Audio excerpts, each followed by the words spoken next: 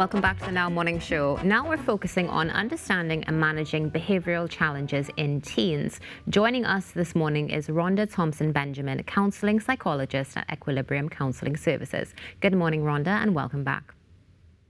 Good morning. Thank you so much for having me this morning. It's a pleasure to have you with us on the show, as always. Rhonda, let's get straight into the conversation, because one thing when it comes to teenagers, many are prepared on, well, you really can't be prepared for the behavioural episodes, let's say, that some people will experience. Why do these challenges happen in teenagers particularly?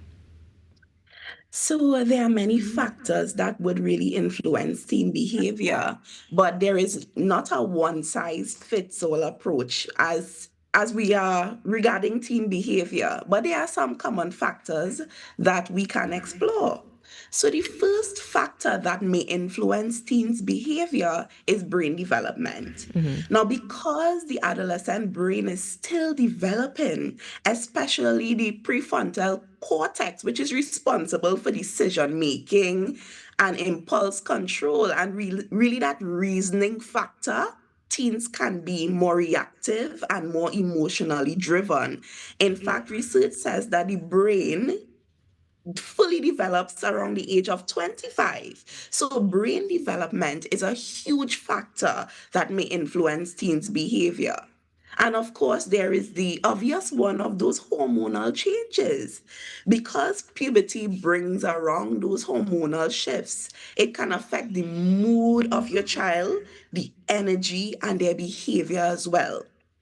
Naturally, teens are searching for their identity. So you find them slowly weaning off that parental influence. So they are exploring who they are. So they test boundaries. They try to assert independence, and they also try to imitate their peers. There's also that social pressure. So we are referring to peer influence, bullying, and even social media. All of these things combined or even separately can impact the behavior and even the self-esteem of the child.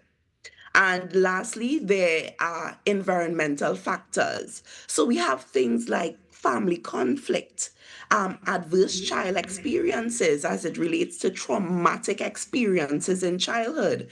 There is that academic pressure, trauma, and sometimes the lack of support, both emotionally, financially, and otherwise, can trigger these acting out behaviors in teens. Okay, so that's a lot to unpack, Doc, because you were speaking about internal and external factors all coming together in, of course, one teenager who has no idea what's going on, but very importantly, thinks that they do. So let's start with the internal factors first. You would have mentioned the brain development, leading them to be more emotionally driven, reactive, and additionally, the hormonal shifts. Are there any recommendations or things that can be done from, let's say, even an early age to manage this and just ease that transition for them? Definitely. So, parents, at a very early age, when your child can understand basic communication, we have to create that space where children feel heard without being judged. Many times we leave the door of communication shut. So we believe that we are the right ones as parents and guardians, and they can't really contribute significantly to the conversation. And from a very early age, children learn that I cannot communicate with persons around me. So they shut down. So when they come to that teenage stage and they are dealing with all of these issues, they feel as though they cannot turn to an adult in their lives, and also just building relationships with other persons, other parents that can positively influence your parenting styles to help you to see and understand these developmental changes that could be extremely beneficial to helping those children at a very early age.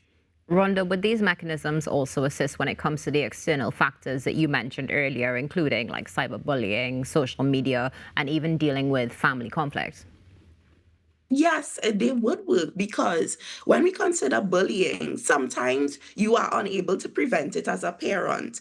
But if you have that line of communication going, your child will be open to sharing. Of course, they may be a little resistant, but if you would have had that pattern of showing up, for being present for your child, for not acting impulsively, they would understand that, okay, my parent has shown this level of consistency, and maybe he or she or my guardian would be able to help me through these situations. It is also important for parents to model these behaviors. Yes, model positive behaviors, because many times teens, they know when we are not being genuine. So sometimes we are telling them, deal with conflict better, deal with your emotions in a healthy way. But when you, as the guardian, as a parent, you are not modeling those behaviors, they do not listen to what you say because they don't trust in your ability to lead them. So Yeah. begin by modeling those behaviors of emotional regulation, and that will reduce the family conflict, and they would be able to come to talk to you about things that bother them. Now, one of the things you mentioned earlier in our conversation is the fact that behavior differs from teenager to teenager. In that case, how do we, as the adult, as the parent, identify between normal and abnormal behavior in teenagers? Yes, yes. I think that is an important aspect of behavior for us to look at, because many parents, as teens transition into that stage of development, they are in a state of panic. This is not the child that I once knew. But normal behaviors can look like occasional moodiness, again because of that hormonal change, which also affects sleep. Your child can be moody, but if it's too often, that could be a problem. That could be, that could mean that there are other factors that may be influencing your teen's mood. What is normal? That desire for independence, excuse me, they would naturally want to transition because they are very close to adulthood. They would want to know, all right, what are my values, right? Independent of my parents' values. Yeah. They may be questioning authority. So mommy or daddy, granny, uncle, why do you want me to do this? And many times guardians see this as defiance. However, sometimes because they are now inquisitive and they are trying to figure out themselves, they may genuinely just want to know the rationale for particular behaviors and requests. They may have a change of interest or friend group, so they may have grown up loving swimming, yeah, but they may want to explore other things. Going into Form 3, they may have been interested in modern studies, and then they want to explore sciences. All of these things are normal, but the red flags that we really need to pay particular attention to is any behaviors that we might consider extreme, persistent, or escalating, right? So if there's any threat to self harm or harm others, this is something that we need to pay particular attention to. We cannot turn a blind eye. Sometimes parents say, "You too happy, yes?" When they reveal that they are having suicidal thoughts and so. But this is a red flag. As parents, we should be the first line of intervention. We have to take these behaviors and these situations seriously. If there is a sudden withdrawal from social interaction, now we know that teens, they like their personal space. But if it's sudden and again it's persistent, then we have some challenges there and we need to look at it. Any destruction to property or violence, this is not normal. Yeah, we need to seek help for our children. And any signs of depression, anxiety, and substance use, we have to really intervene as parents and not turn a blind eye to these behaviors. Rhonda, some of these scenarios that you would have mentioned will come up after some time, especially with some signs that may have been missed by parents. So, how can parents identify behavioral issues early on? Yes. So, as I mentioned before, open communication is very important.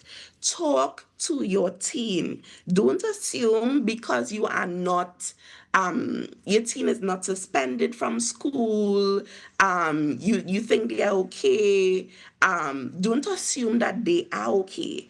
We have to ask questions, and of course, we don't want to, as we call it, nag our children, but we have to understand what their thought process is so that we could provide guidance. You can provide guidance as parents. So, open communication, even if you don't agree with your teen, because many times, again, their brain is not developed, so they are not reasoning rationally, but still allow them to talk, and then you can guide from there. Observe patterns. So you have to be consistent in monitoring changes in moods, habits, and routines. And many times we are so busy that we are unable to see the signs. But as parents, as guardians, it is your responsibility to be observant of your child. Build the relationship with the teachers of your child. Many times, teachers are the ones to see the changes in behaviors. Many parents say, my child is one thing at school, and when they come home, they are another thing. But teachers could really provide insight into your child's behavior at school. So go to the PTA. Yes, it may be hard. Yes, it may throw off your schedule, but go to PTA and always trust your gut as a parent. If something feels off, it is probably worth exploring. So you're not going to accuse your teen, this is what I know is happening, but just explore it in a gentle way so that you would get the information that you need to help your teen. Rhonda, we just have a few moments left. So Yes. before we close, can you share with us some effective strategies that parents can use for managing these challenging behaviors? Of course. Now, sometimes teens enjoy when parents get a rise out of their behavior. They feel more in control. So, parents, pick your battles. Focus on the major issues as it regards to academic performance, safety issues, but the minor ones that we could probably just leave for one day. Just choose your battles, yeah? Another thing is use natural consequences. Let actions have real life outcomes instead of always punishing, right? So if your teen is engaging in a particular behavior, let's say they are not completing their homework. Yes, as a parent, you are to encourage them, but sometimes we have to allow them to see that there are natural consequences to behaviors so that they would be able to understand life, and that will encourage behavior change. Stay calm and consistent. I know it's difficult, but reacting with anger really escalates. And what we want to do is build consistency because that will maintain the trust between you and your child. And the problem solving together is a good strategy as it relates to teens because, again, they want that sense of control. So, helping them to come up with solutions to their own issues could really help in terms of their behavioral progress. And praise parents, praise. Many times, what our teens hear from us is criticism, condemnation. They need praise. We have to positively reinforce positive behaviors more than punishing the negative ones.